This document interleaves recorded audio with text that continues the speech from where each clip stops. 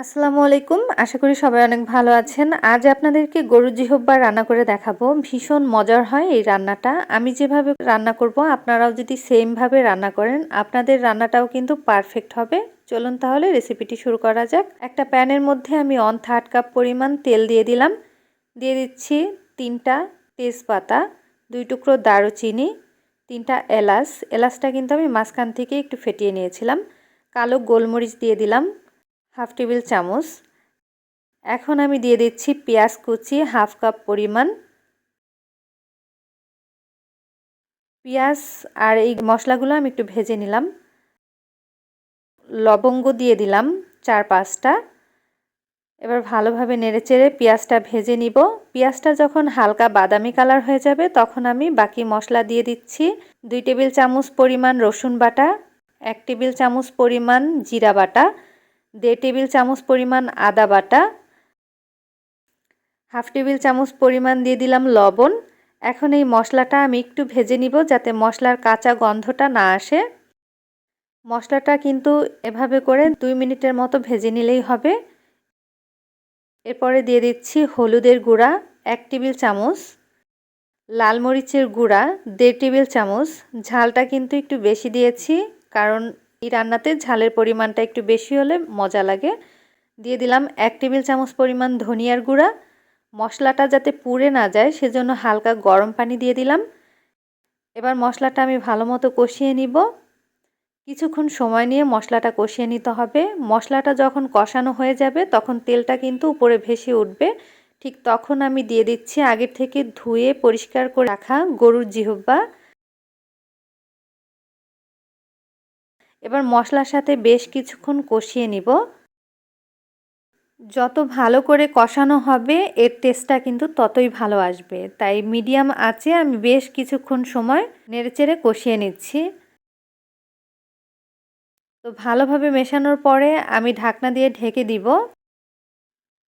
তো ঢাকনাটা তুলে নিচ্ছি। আর দেখুন বেশ খানিকটা পানি বের হয়েছে। আমি কিন্তু আলাদা কোনো পানি দেইনি। তো এই পানিতেই জিহ্বাটা ভালোভাবে ভুনিয়ে নিব। যতক্ষণ পর্যন্ত পানিটা পুরোপুরি শুকিয়ে না যাবে ততক্ষণ পর্যন্ত কিন্তু এরকম কষিয়ে নিতে হবে। আর আমি আবারও ঢাকনা দিয়ে ঢেকে দিচ্ছি, এতে করে কিন্তু জিহ্বাটা সিদ্ধ হয়ে যাবে। ঢাকনাটা তুলে আবার একটু নেড়ে দিব। আর এখন কিন্তু ঢাকনা দিয়ে আর ঢাকবো না, জাল দিয়ে এই পানিটা পুরোপুরি শুকিয়ে নিব যাতে মশলাটা পুরোপুরি জিহ্বার মধ্যে পৌঁছায়। এখানে 1 কেজি পরিমাণ জিহ্বা রান্না করছি। আপনারা চাইলে কিন্তু পরিমাণে বেশি অথবা কমিয়ে রান্না করতে পারবেন। তো বেশ কিছুক্ষণ কষিয়ে নেওয়ার পরে দেখুন তেলটা কিন্তু ভেসে উঠেছে আর জিহ্বাগুলো কিন্তু ভালো মতো কষিয়ে নেওয়া হয়ে গেছে। যত ভালোভাবে কষানো হবে খেতে কিন্তু ততই টেস্ট হবে। জিহ্বা কিভাবে পরিষ্কার করতে হয় এর একটা ভিডিও আমার চ্যানেলে আছে, আপনারা চাইলে কিন্তু দেখে নিতে পারেন। তো ঠিক এভাবে করে কষিয়ে নিতে হবে, পানিটা পুরোপুরি শুকিয়ে নিতে হবে।